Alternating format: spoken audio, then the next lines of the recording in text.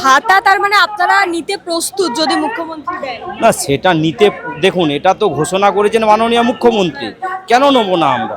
মাননীয় মুখ্যমন্ত্রী ঘোষণা করেছেন, সেক্ষেত্রে আমরা কেন নেবো না? আমরা রাজ্যবাসী, আমরা তো রাজ্যের বাসিন্দা, অবশ্যই আমরা নেবো, কেন নেবো এটা না? তো তাহলে 31শে ডিসেম্বর পর্যন্ত যতদিন তাদেরকে এই টিচারদের স্যালারি দেওয়া হবে ততদিন পর্যন্ত, কিন্তু তারপরে তো আবারও আপনাদেরকে এটা কোথাও গিয়ে প্রমাণ হয়ে যাচ্ছে যে আপনাদের আবারও যোগ্যতা প্রমাণ করতে হবে। না, আমরা কোর্টে, আমরা সুপ্রিম কোর্টে রিভিউ পিটিশন আছে, সেখানে আমরাও রিভিউ পিটিশন ফাইল করেছি। আমরা ওখানে আমাদের যোগ্যতা, ওইখানে আমরা যে টেন্টেড নই, আমরা আবার সুপ্রিম কোর্টে আপিল করব।